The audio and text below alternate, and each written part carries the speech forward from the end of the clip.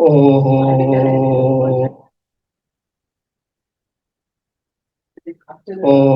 सहना भवतु सहनौ भुनक्तु सह वीर्यं करवावहै तेजस्विनावधीतमस्तु मा विद्विषावहै ॐ शान्ति शान्ति शान्तिः ॐ समस्त जन कल्याणे निरतं करुणामयं नमामि चिन्मयं देवं सद्गुरुं ब्रह्मविद्वरं सद्गुरुं ब्रह्मविद्वरम् ॐ पार्थाय प्रतिबोधितां भगवता नारायणेन स्वयं व्यासेन ग्रथितां पुराणमुनिना मध्ये महाभारतम् अद्वैतामृतवर्षिणीं भगवतीम् अष्टादशाध्यायिनीम् अम्ब त्वामनुसन्दधामि भगवद्गीते भवद्वेषिणी यं ब्रह्मा वरुणेन्द्ररुद्रमरुतः स्तुन्वन्ति दिव्यैस्तवैः वेदैः साङ्गपदक्रमोपनिषदैः गायन्ति यं सामगाः ध्यानावस्थिततद्गतेन मनसा पश्यन्ति यं योगिनः यस्यान्तं न विदुत्सुरासुरगणाः देवाय तस्मै नमः देवाय तस्मै नमः ॐ श्री गणेशाय नमः ॐ श्री सरस्वत्यै नमः ॐ श्री गुरुभ्यो नमः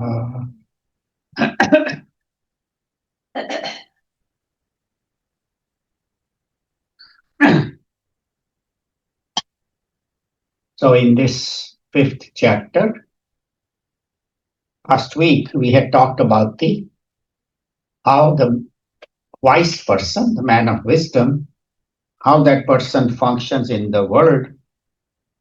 In shloka number 13, that this individual, this Dehi, lives in this body of 9 gates, but detached from all the activities of the body, mind, intellect, connected with the self.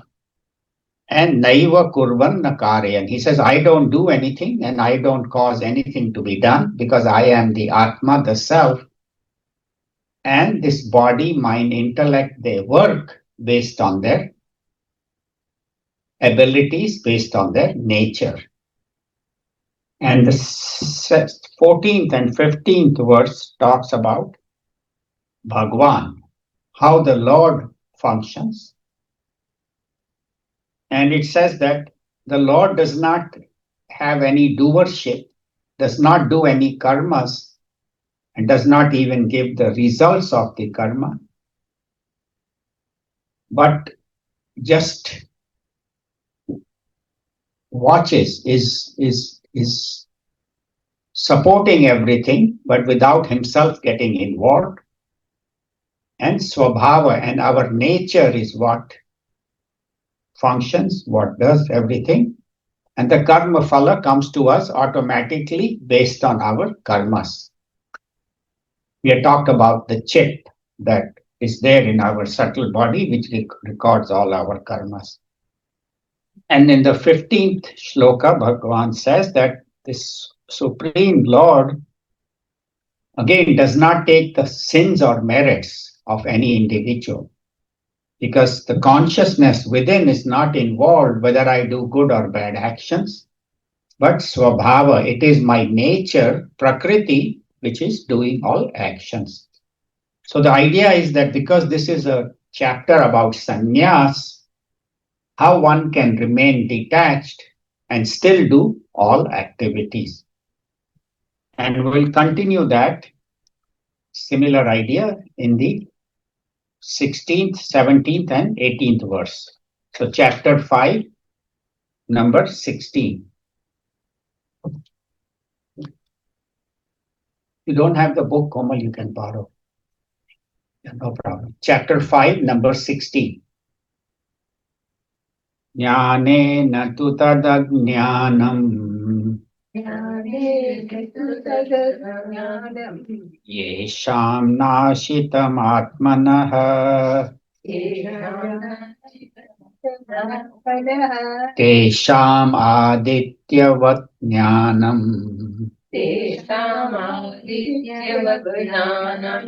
prakashayati tatparam. Together. Jnanena tu tadajnanam yesham nashitam atmanah tesham adityavat jnanam prakashayati tatparam. So Bhagavan is talking about knowledge and ignorance. And he says this jnanena, with knowledge, this ajnanam, this with ignorance, yesham nashitam atmanah. So those who have the knowledge of the self, atmanah, their ignorance gets destroyed by knowledge of this person. How? Of tesham adityavat jnanam. The knowledge which is like the sun, prakashayati tatparam, reveals the infinite, the supreme. So these people who have got knowledge of the self, who am I, then that ignorance is destroyed completely, just as the sun destroys darkness and reveals itself.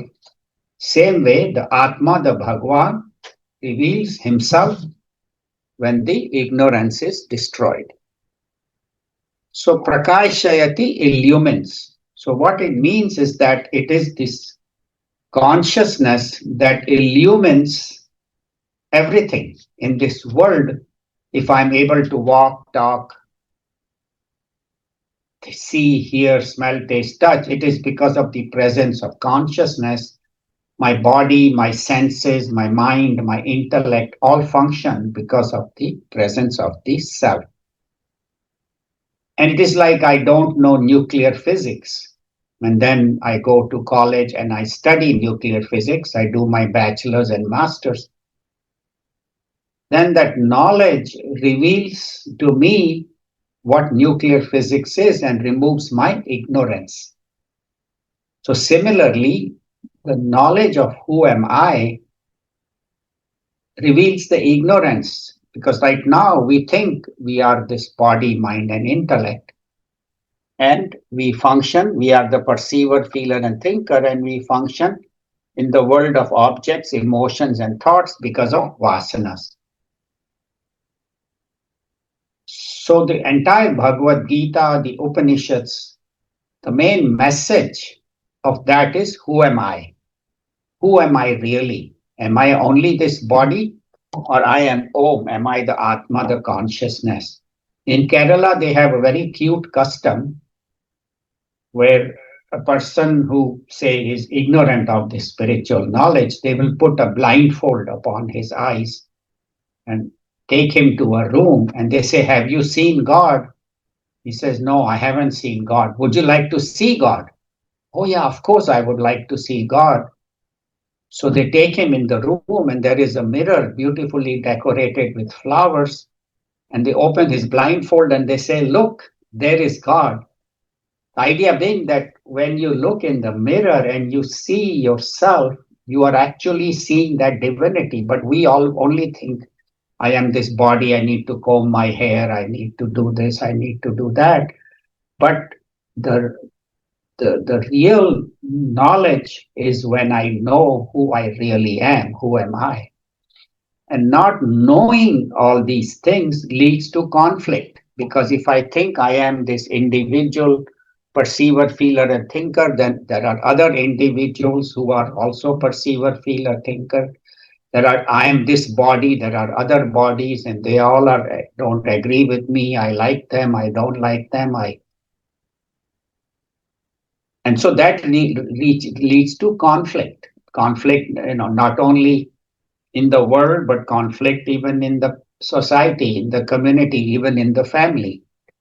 So there was one priest who made some little crosses, and he said, when the congregation was assembled, he said, each one I'll give you a little cross, and you hang it in the room where there is maximum conflict in your house. Where is it that people fight the maximum? Hang it there, and whenever you are in the middle of a fight, you will see that cross, and that will remind you of God, will remind you of Jesus, and your fight will get less. So put it in the room where you have most conflict. So this old lady says, Father, can I have 5? Every room of her house is full of conflicts. And that is how we are. We look for fights, we look for conflicts everywhere. Why do we look for happiness outside, even though the happiness consciousness is within? So in the Upanishad, it is said very beautifully, Paranchi khani vyatrinat swayambhu tasmat paran pashyati nantaratmana kaschid dhira atmani vekshat avrita chakshu amritatvam ichchant. So he says, Kathopanishad says that Bhagwan, the Brahmaji, the creator, has made senses to look outside. Eyes look at objects, ears, sounds, nose, smell, tongue, taste, and so on. And so they all look all the time outside. But kaschid dhira, but there is a rare wise person who understands that true happiness is within. Avrita chakshu, so his eyes which are running outside, he turns them inward. The senses, the mind, the intellect, the mind which is running into emotions, the intellect is running into ideas. So he turns the attention of his senses, mind, and intellect inward. Amritatvam icchan, looking for happiness within, understanding that happiness is within. And not understanding that, we think that by fixing things in the world, I'll be happy. It's like I see a lot of smoke in a room. So I say, oh, let me bring a fan and blow out the smoke. I keep blowing out the smoke. It's never ending. Why? Because there's a fire in the room. So instead of trying to put out the fire, I'm trying to blow out the smoke, thinking that way it's not going to happen. So you and I are like that. In this world, we think that by fixing the objects, emotions, thoughts in the world, I will experience that inner joy. So they say you have to go to the source of the problem, just as you have to go to the source of the fire. And that is how ignorance will be removed. And they talk about the sun, Aditya Vat Jnanam. So what is the sun? And we wake up nowadays, this week it is very cloudy. So we haven't seen the sun all week. And we say, oh, the sun is covered by the clouds. The sun is 93 million miles away, is illuminating the entire solar system and even beyond. And this little cloud that is surrounding is only in California. In the Midwest, maybe there is no cloud in other countries. So how can the cloud cover the sun? Cloud cannot cover the sun. Cloud covers my vision. So I don't see the sun because the sun is all pervading, illuminating millions of miles, all powerful. So same way, this ego, this perceiver, feeler, and thinker, and these vasanas cover God's presence within. And we say, oh, I don't see God. Have you seen God? Where is God? But when we turn inward, then we realize that God is always with us. But our problem is that we don't have time because I am so busy in the world. Marne ki bhi fursat nahi. I don't even have time to die. Those kind of phrases we use. I am so busy, I'm working this, I'm working that, doing this, do that all the time. And as long as we are busy in the world, we will not find God within. So they say take some time off and sit in silence, which we do in meditation in the morning, but also maybe at night before going to bed or during the day when you have some time. Just sit in silence and feel God's presence within. Because of the divinity, I'm able to walk, talk, function, all that. And without finding God within, you will not find God outside. There is a beautiful line. It says, बिना आप चीने पार ब्रह्म हो पार ब्रह्म को कौन कहे मैं जानो. If you want to know God outside, the par brahma, the supreme Brahman, know who you are. बिना आप चीने. Without knowing yourself, you are not able to see God everywhere. And that's what we do even when we do the arti. Na tatra suryo bhati na chandra tarakam nema vidyuto bhanti kutoyam agnihi tameva bhantam anubhati sarvam tasya bhasa sarvamidam vibhati.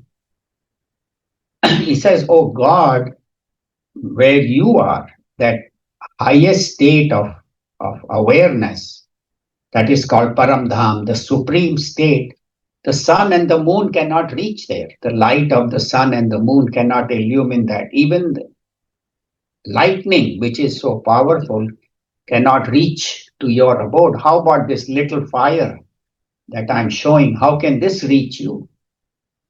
So he says, I understand this cannot reach, but the reason we are lighting this fire is to tell everyone and tell myself that it is because of your light that this light is lit. The sun, the moon, the lightning, and this little light that I'm showing, it is your light alone that is shining. Not only that is shining, but all of us are working because of that light of consciousness. So when we do the arti and when we chant this, it should not be done mechanically, na tatra suryo bhati, and we finish it quickly. But I should understand that I am doing this arti to remind me that there is one supreme source of light consciousness, and that alone illumines me and this whole world, all animals, birds, plants, fish, all fire, sun, moon, stars, and that I have to find that within. So when we do that, then doing this arti becomes a prayer instead of just mechanically, the prayer with understanding. And this knowledge, we say, oh, when I'm in the class, it is very clear, but then we go out and the knowledge disappears. Then I get so busy, I forget. So they say, how do we make this knowledge firm? By constantly seeing God in people and serving people as though I'm serving God. Doing so that's karma yoga, doing some bhakti, sitting down in front of the Lord and doing some puja, chanting the Lord's name, some mantras, and with this knowledge, studying the Bhagavad Gita, the Upanishads. And then this knowledge stays within, which otherwise very quickly gets lost. That is everybody's condition. While we are reading, the knowledge is very clear. But how can I make this knowledge my own? First of all, by clearly understanding the Bhagavad Gita, the Upanishads, and by abiding in this knowledge. And then Bhagwan cannot be known, but Bhagwan reveals himself. We cannot know Bhagwan. Bhagwan reveals himself, which is ever shining. There is this story, you might have heard of this Mahatma who lived deep in a cave where the sunlight never used to penetrate. They used to use candles. And he had 2 or 3, 4 disciples, and they used to stay in that cave. And one morning, the Mahatma wakes up and tells his disciple, can you go out and see if the sun has come, if it is morning? So the disciple takes a flashlight. He says, why are you taking flashlight? He says, I'm taking a flashlight to see if the sun has come out or not. But that is foolishness. So same way, you and I cannot find this self because we are just using words, just using knowledge. But in our awareness, when our mind becomes still, then just as the sun is always illumined in the sky, you don't need a flashlight. So same with this body, mind, and intellect cannot by itself know God. But when our mind is still, when our knowledge is clear, when we have done enough bhakti, Bhagwan reveals himself. So in meditation, in awareness, so when you talk to Mahatmas, they say that the Lord revealed himself. I cannot know it by my effort. Yes, my effort will take me to a point where then I wait. And as I wait, slowly Bhagwan will reveal this knowledge to us, reveal this. So that's what Bhagwan says, Prakashayati Tat Param. So this knowledge reveals itself, reveals the supreme truth. You and I cannot know it with our own effort. Does not mean we don't put the effort. We put all the effort, and then the final step is done by Bhagwan when we become deserving, when we are qualified. So this is a beautiful shloka which tells us exactly where this knowledge is and how to reach it. Now the 17th shloka talks about the man of wisdom. What is the connection of this wise person with that? That means that Bhagwan, the Atma, the consciousness, the self.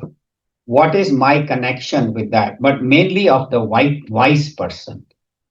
And the idea of this wise person is again not to glorify, oh, there is this wise Mahatma, Puja Gurudev, or Shankaracharya ji, or Swami Ishwarananda ji. It is for me to follow that and reach that same goal that they have reached. So this is a guide for us. So this shloka is a very beautiful guide about how to reach that state. So number 17, Tad buddhayastadaatmanaha Tannishthastatparayanaha Gacchantya punaravrittim Jnana nirdhuta kalmashaha. Better. Tad buddhayastadaatmanaha Tannishthastatparayanaha Gacchantya punaravrittim Jnana nirdhuta kalmashaha. So Jnana, last line, Jnana nirdhuta kalmashaha. So by knowledge, nirdhuta is washed all their sins, kalmashaha.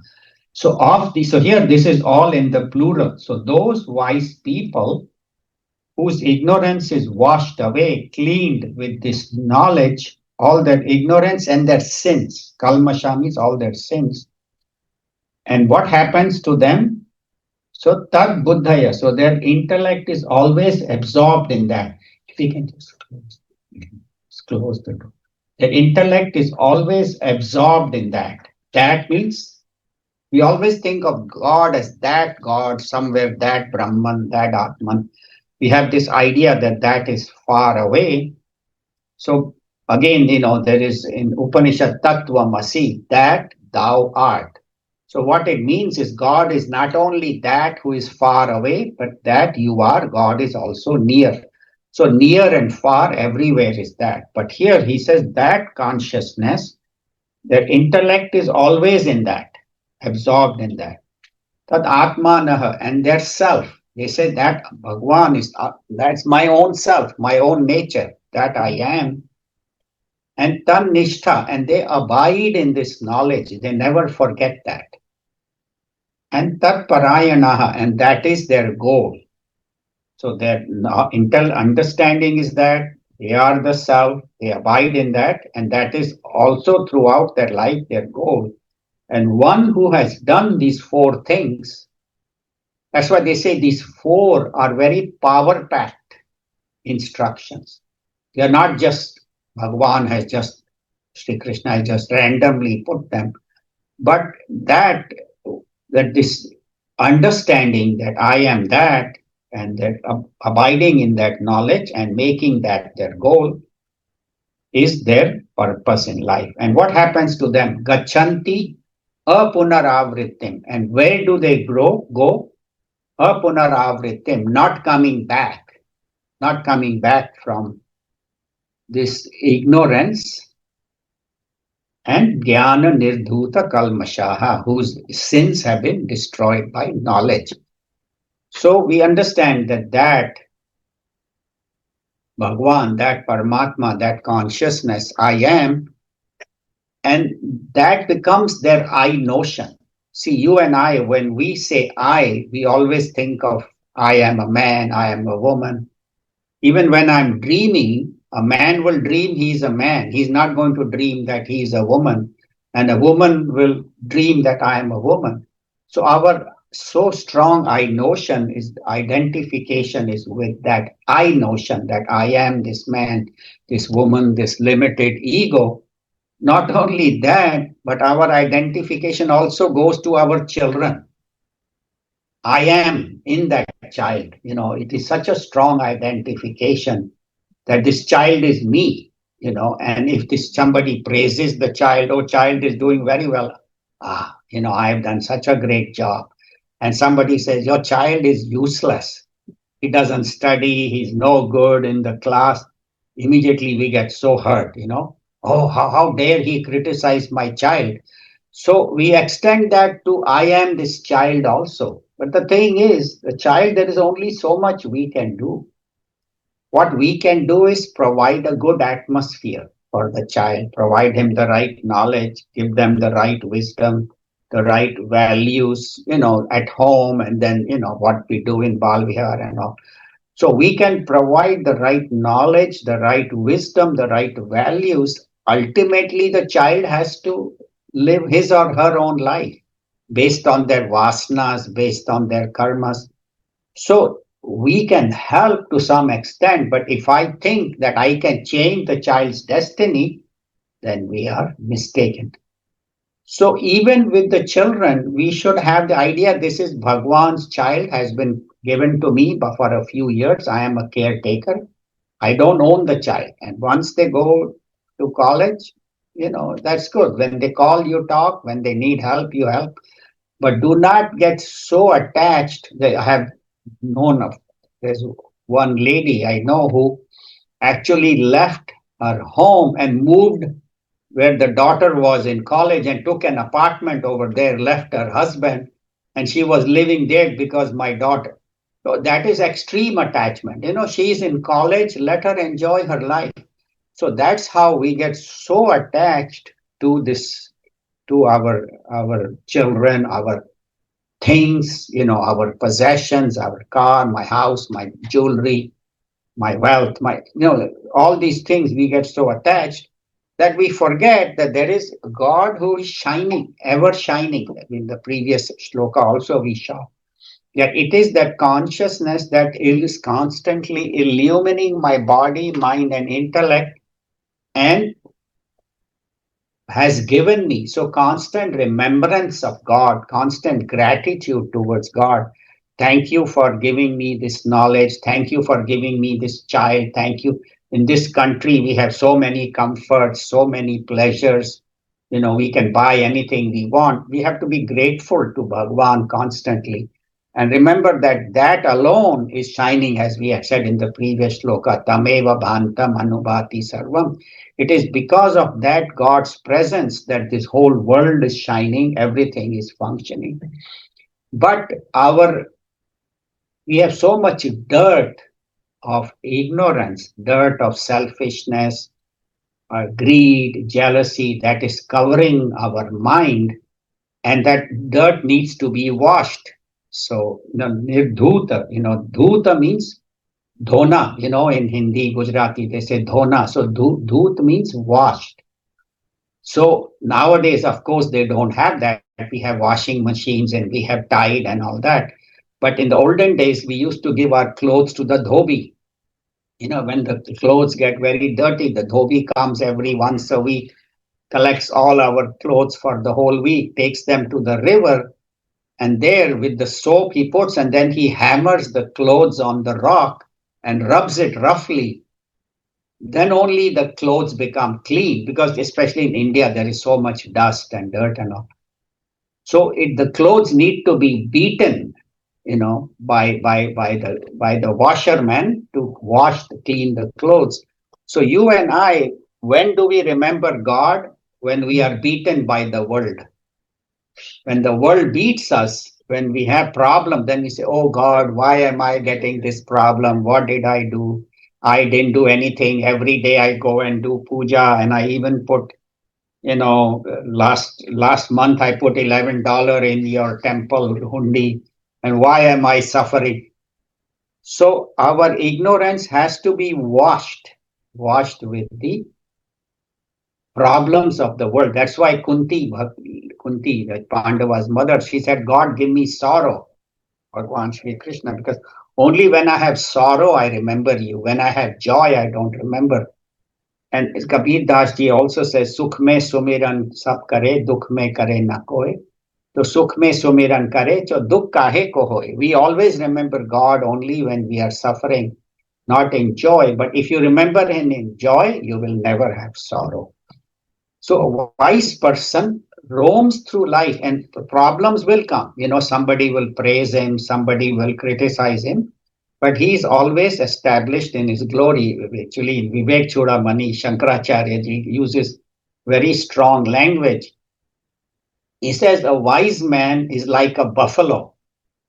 He's a wise man. Yeah, he actually says that. Wise man is like a buffalo. He says, why? He says, buffalo, he's walking through the town, whether you put a garland of flowers on his neck or garland of chappals, to the buffalo, it doesn't make any difference. So he said, but why are you comparing the wise man to a buffalo? He says, wise man is like that. He knows today somebody is giving me flowers, tomorrow they will give me chappals. Today somebody is praising me, tomorrow I'll get sorrow and suffering. So he said, never it happens that throughout life things will always go well. Some days well, some days not well. So a wise person is so established in his truth that to him it makes no difference. It doesn't mean that, it's not that he gets overjoyed when somebody praises him or over depressed. Yeah, he knows, okay, this is good, this is bad. He's not like a stone, but in his mind, he is not affected by. So it's a very powerful example, when you think about it, that the man of wisdom, he walks around through the world.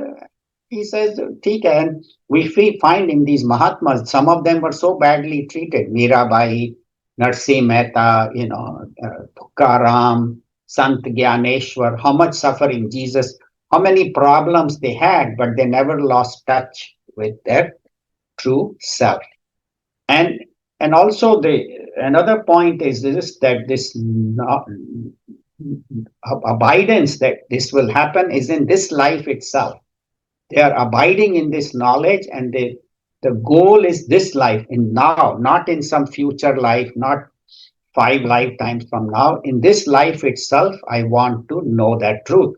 So that is their goal, that is their purpose, and they always abide in this knowledge. So parayana, that is their goal, that is their purpose. So like when we are fasting all day, what is our goal? Anna parayana. When will I finish my fast? When can I eat? We are constantly thinking. But same way, this wise person is constantly thinking, and for him or her, this goal of realization, goal of self-abidance is always there with him or her until they finally reach that. And then such a person, apunaravritim, they do not go through birth and death. They do not take another birth. You and I, we take another birth because our mind and intellect, we have still a lot of desires when we give up this body. If you have a lot of desires, lot of vasanas which are unfulfilled, then you will take another birth to go through them. But these wise people, they have all their vasanas have been burnt. That's what nirdhuta kalmasha. Kalmasha also means their vasanas, all their negativities are destroyed. And such a person does not take another birth. We say, yeah, but who knows about other birth coming or not? So they say no, but tan nishtha. But they, in this life itself, reach that. That's why they are called Jivan Mukta. The Jivan Mukta means in this life itself, you will reach. Of course, they talk about Krama Mukti, where you go to Brahma Loka and learn, or Videha Mukti, where after death. But Bhagavad Gita says and Upanishad says, Mukti is only in this life itself. We don't know next life, what will happen, what happens after death. Has anybody come back and told us? Yeah, the scriptures talk about it, but instead of looking for some goal somewhere else after birth or after death or next life, right now, here itself, I should have the nishtha, I should have abidance in that self and atmanaha and find God within the self, within the I, and that is the goal of this such a person. And once his ignorance has been destroyed, as we said, with the like the light of the sun removes darkness, so same with the light of the self, which Bhagwan has revealed to us in the Bhagavad Gita. It is Bhagwan's own words that are in this Bhagavad Gita. His mouth itself, he has revealed this knowledge, so that darkness of ignorance goes away, and this person lives with that understanding. Apunaravritim, one meaning is he does not have another birth. Apunaravritim means once who has this knowledge, he does not go back to ignorance. He does not go back. Once he knows I am that, knows me not intellectually, but abiding in that knowledge. It's like I learned in kindergarten, 2 plus 2 is 4. Now, in 8th grade, you ask him 2 plus 2, he will know 4. Even when he's doing PhD in mathematics, you ask him, how much is 2 plus 2? 4. He will never forget. Why? Because that knowledge he has made his own. So similarly, men of wisdom make this knowledge their own knowledge. Then they no longer go back to that path of ignorance of who am I, and their understanding is very, very clear, and the whole life they live with that understanding. So apunaravritti means they do not go back to this world of ignorance. But today the last verse is a very, very beautiful, very, very powerful verse, number 18. Again, how this man of wisdom, or here plural, how men of wisdom, how they live in the world. Men, of course, means men and women, but wise people. So number 18.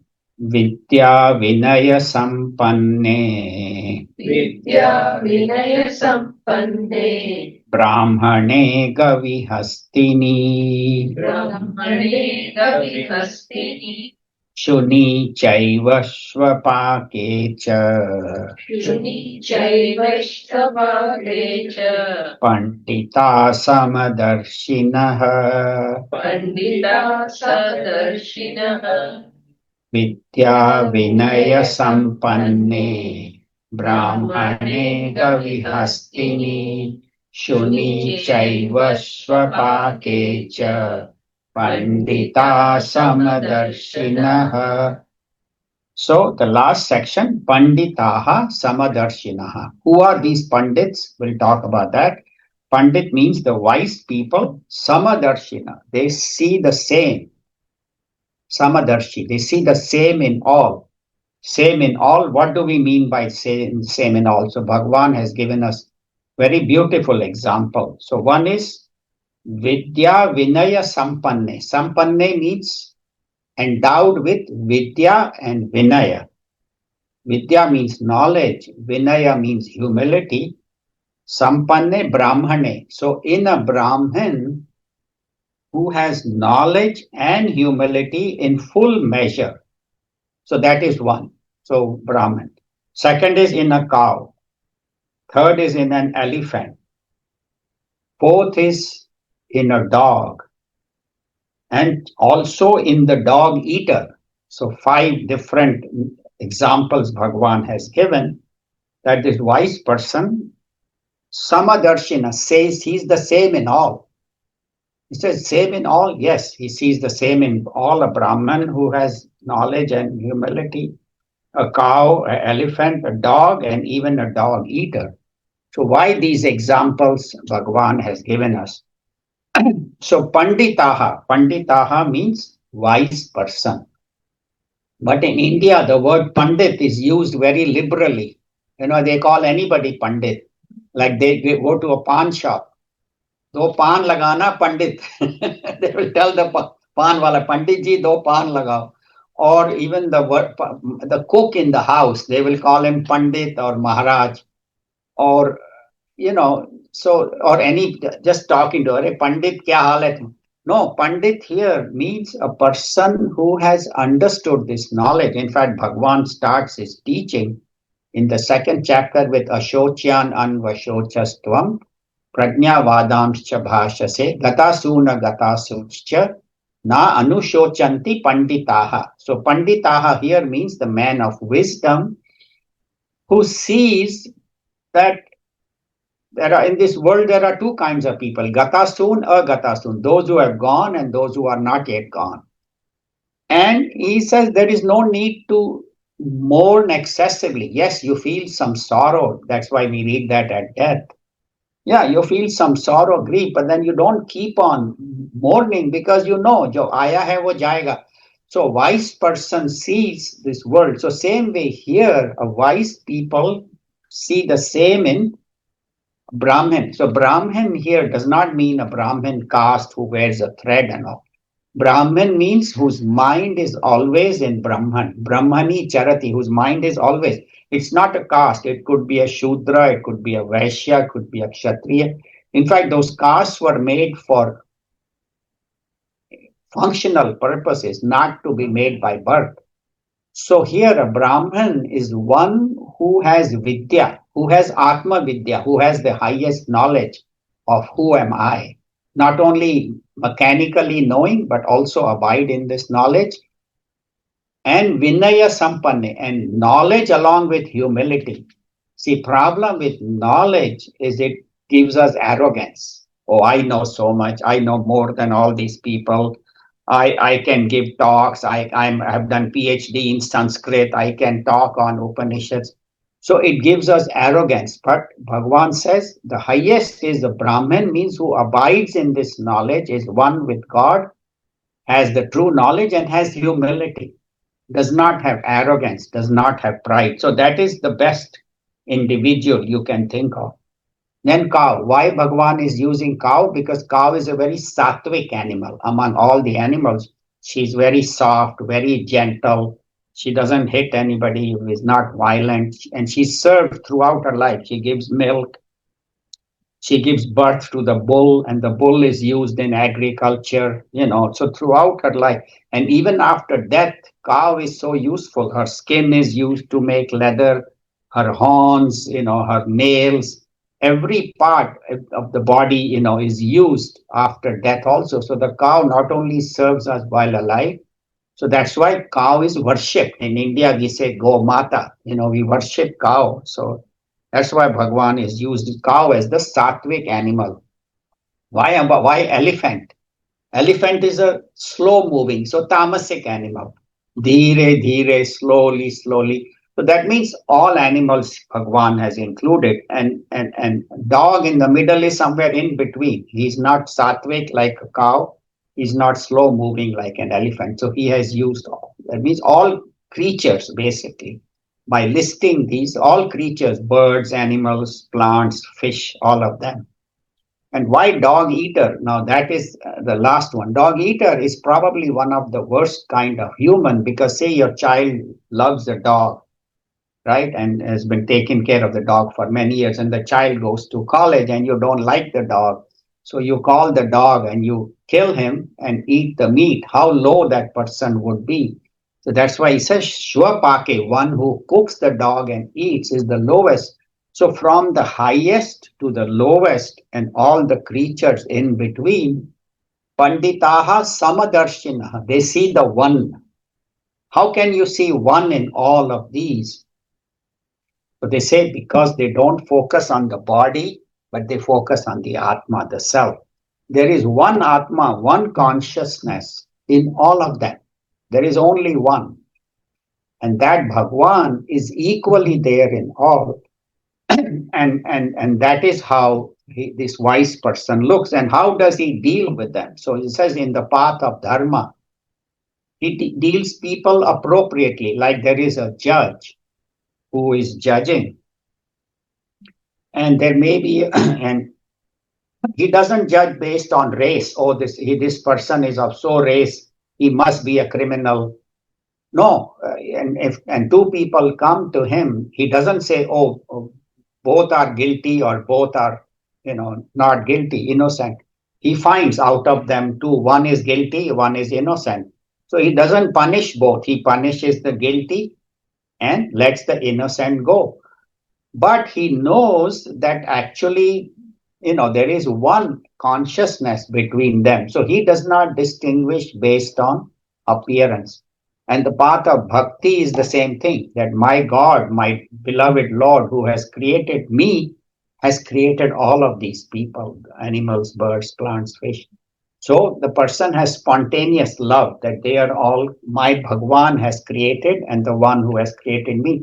So he sees no difference. And even among the wicked people, that God alone has created. Why this person is wicked? Because of his vasanas, because of his wrong karmas. But inside he sees the oneness, and that only can come through knowledge. If you don't have knowledge, then you will distinguish, I like this person, I don't like this person. But a wise person goes beyond raga, dvesha. Bhagwan again and again in the Bhagavad Gita talks about the raga, dvesha, likes and dislikes, and how to go beyond it. And the example of seeing oneness is, cookies. Childhood children have these animal cookies, these sweet cookies, and there is a tiger, and there is a camel, and there is a snake, and a frog, and horse. And the children start fighting. I want horse. He said, no, I want tiger. I don't want alligator. I don't want. And they fight with each other. And but the dad who is sitting there, he's watching TV. He just eats the cookie as they come, whichever one. Jo bhi haath mein aata hai, he eats it. Why? Because he sees the dough, cookie dough in all of them. So same way, you and I, we focus on this externality and forget the essence. And that's why they say focus on the essence. Then you will see God in everybody. And that is just as the cookie dough is the same, whether it's tiger, elephant, cow, anything, there is only one cookie dough. I heard a very beautiful story about Goenka ji, Jay Dayal Goenka. He's a very, very powerful individual. He was a teacher of spirituality. He used to give talks and all. He had studied himself a lot. And he found that the people who came didn't have books, couldn't afford to buy books. Books were so expensive. He would give talks on Bhagavad Gita. Nobody in the class would have Bhagavad Gita or Upanishads and all. So he said, of course, they was a wealthy family. He said, I'm going to fix this problem. So he made Gita Press. I think some of you may have heard of Gita Press, where his goal was that everything should be cheap.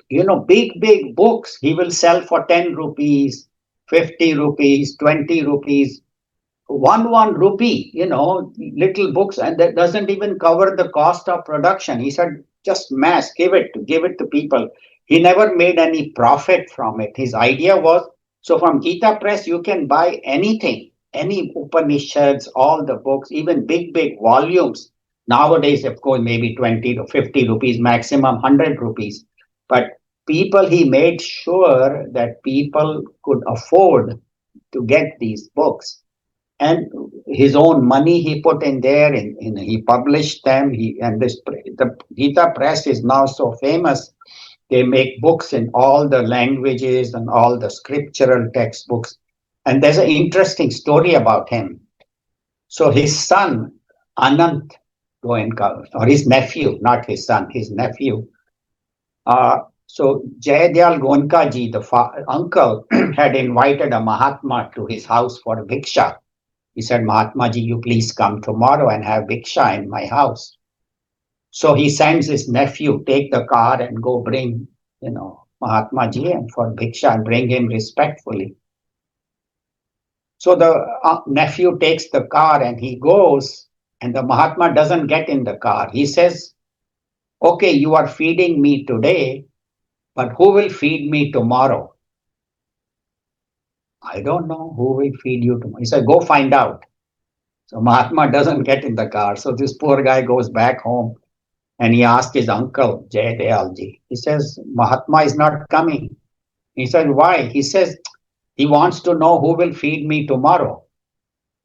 So Goenka says, go tell him, the Mahatma, that whoever fed you yesterday is feeding you today and will feed you tomorrow. It's not you or me.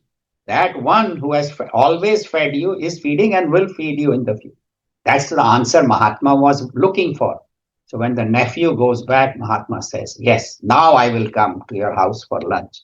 So the point is that the wise people, their whole life is spent in service because they have the right understanding that Bhagwan is doing all this. He never thought, I am a great publisher, I am doing so much good for society, I am helping so many people. So the wisdom can come only through right understanding. So that's why they are called Samadarshi. There is a bhajan for Bhagwan Sri Krishna. Samadarshi hai nama tiharo. So you are the one who sees one everybody. Now Samadarshi is good, but it does not mean he's Samavarti.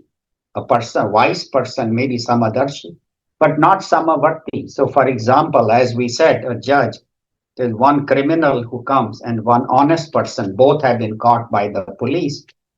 He sees one that they're both human beings, but he knows one is a criminal, needs to be punished, the innocent person needs to be let go. Like in a company, there is a CEO, who has been working for many years in the company and slowly rose up from, beginning up to vice president, up to CEO. And there is a new hire just graduated from college. He has just been hired. Now, Samadarshi means, will you give them both the same salary? No. The CEO gets a much better salary. He will get a big corner office, and the fresh graduate will get a desk.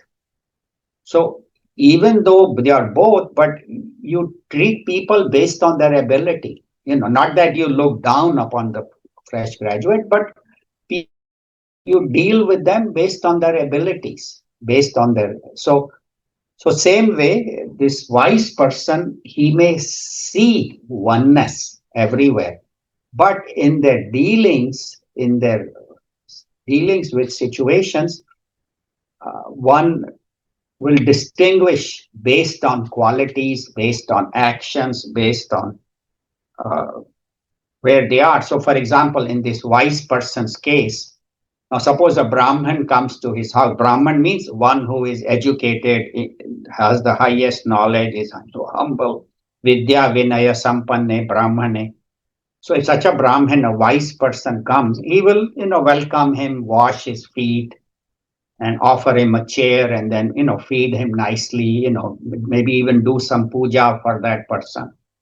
Welcome him with respect. But suppose a dog comes, will he do that to the dog, bow down and touch the dog's feet and put flowers? No. Dog comes, he will give him some roti bread and let him go. But he will see God in both. In that wise person and in that dog, he will see one.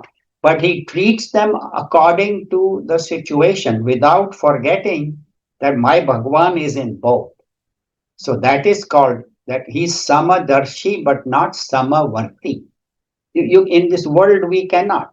It's like you go to a restaurant and there is good food, and then there is food that is bad. That became bad or was poorly cooked or was green. You're not going to eat that. You're not Samavarti. So, they are all food made by Bhagwan, so let me eat. No, food that is fresh you will eat. Food that is spoiled you will not eat. So same way, That is very important because people forget that. They think that, oh, this person is blind, he has no wisdom. He has wisdom. He has no raga dvesha, no specific extra love for somebody or no extra hatred for somebody, but he sees that there is one consciousness, but treats people according to their situations. So that is what this shloka goes, that see God in all, but then deal with people according to that. Not that you discriminate, okay, no, but they don't discriminate based on color or anything, but on their abilities. Obviously, you will give a job, there is a beginner mechanic and there is an advanced, aircraft engineer. Now, if the plane needs to be fixed, there's a problem, you will give to the advanced engineer, the one who has just joined the job last week. They're not going to tell him, go ahead and fix the plane. So, same way, even though they are all ultimately, this person will graduate and become an aircraft engineer. So, that is the idea, that this wise person sees God in all and has no hatred, has love for all, spontaneous. So, today we have studied about how knowledge can destroy our ignorance, just as the sun destroys darkness. And a wise person always established in this knowledge and makes this knowledge his goal. And then this person, once enlightened, never comes back to this world of ignorance. So we'll end here. We have about 10, 12, 13 minutes. So anybody has any questions, comments? Chapter 5, 16, what I learned today is the people whose ignorance is dispelled or removed by knowledge, and that knowledge reveals the supreme, like how the sun illuminates everything. Then 17, the people whose mind is fixed on the supreme and are dedicated and surrendered to the divine, purified by the knowledge, will reach a state of no return, that is liberation. Then the 18 is the wise sees everybody the same, that is the learned scholar, cow, elephant, dog, and even the people who are eating the dog's flesh. So this is what I learned today. And in fact, I myself, when I was walking inside, I just was reading on the board, just a second, I was reading that, normal people look at the stars, but the wise people look at what powers the stars. Yes. So the wisdom. And also, one of the things which you mentioned, Anilji, is, I don't know whether it is human mind, my mind, or a lot of people's mind, but what you said is very much like, when blows of life are there, I always remember God in so much that when I'm normal, when I'm joyful, when I have everything, that remembrance is not there. It looks like, sometimes I used to, like when I was just thinking, when you're saying buffalo, I would rather have that buffalo's mindset, no matter you have a chapel in your, or a garland, doesn't matter. You're like Sthita Prajna, you're the same. And rather than being a rat's mind, where when something is really challenging outside, running away inside to comfort and then not coming out, So thank you very much. Thank you so much. Carrie, you have a question? Go ahead. Yes, I have two questions. The first one is kind of quick. I was just wondering if the Goenka that you were talking about is that founded the Gita Press, if he's the same Goenka that founded the Vipassana meditation centers. No, that is not him, but his in his family. Okay. That is N Goenka, different from Jayadayal Goenka. But they are the same family, yes. Okay. Question. Burmese. Yeah, no, it's not Burmese. The Vipassana started in in India and then went to the Burma. by the Buddhists to the east. Oh, I thought the Goenkas were Burmese. Okay, I had that wrong then. Then I was wondering if you could just kind of discuss the idea of the mind being like a mirror that uh, um, that the consciousness, the Atman, shined through, was reflected in. Yeah, so they say your mind is like a mirror, just as a mirror reflects whatever clothes you have, if your face is clean or dirty. Same way, the mind is like a mirror which reflects your good and bad thoughts, your good and bad actions, all manifest in your thoughts and in your actions. So the mind is like a mirror. Just as a mirror will show you what you really are, so your mind will really have the good and bad thoughts based on your nature. The Atman consciousness is reflected also. Atman is not reflected. Atman doesn't do anything. Atman, you can say reflected in the sense, Atman illumines the body, mind, and intellect. But Atman is everywhere. Atman is in the mirror everywhere. Atman doesn't do anything. Atman has no qualities. Atman has no qualities. He's neither good nor bad. That's why Bhagwan last week he said, I don't take the sin or the merit. Atman does not do anything, is like the electricity, but Atman is required for the world to function, but Atman is not involved in the activities. Atman is not affected. It is the mind and intellect that get involved in our good and bad actions and thoughts. So vasanas, thoughts, good and bad, everything belongs to the BMI. It seems maybe I've heard that before, though.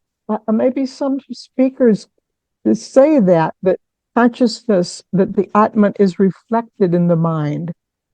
No?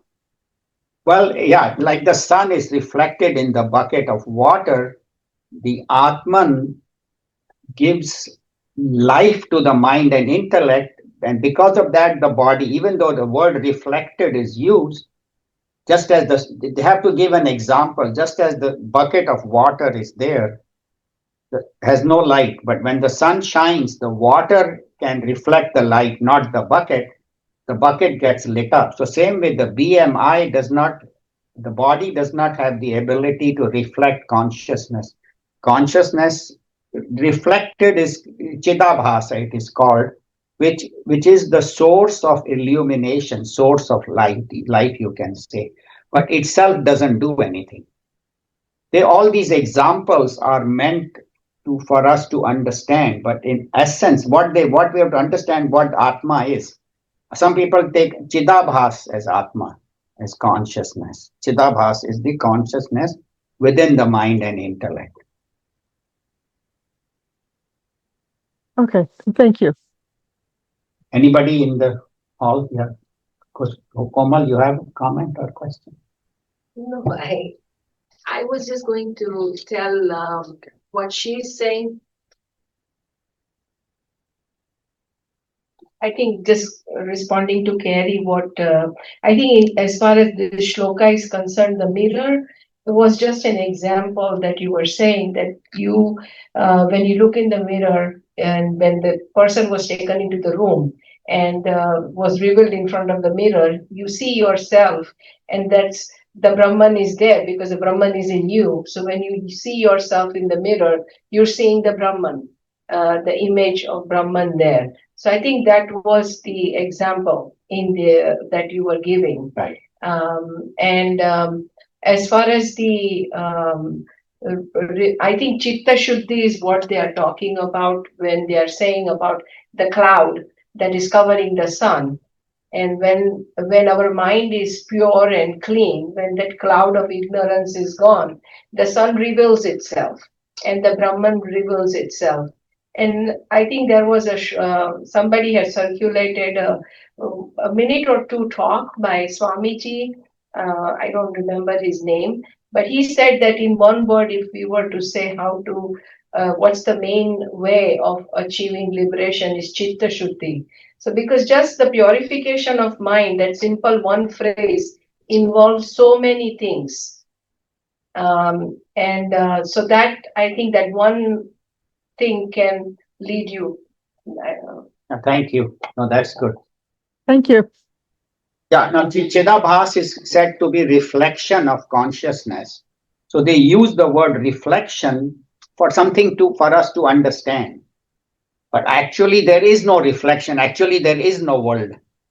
The world at the absolute level, there is no world. At the level of Atma, this world is an illusion. It is you and I who think this world is real. So that's why it says, na kinchit karomi. Bhagavan says, I don't do anything. I don't take part in the merits. I don't take part in the sin. I don't even give karma phala to everybody. But swabhava, so he has made this world and then let the world take care of itself. Thank you. Any other questions? Any comments?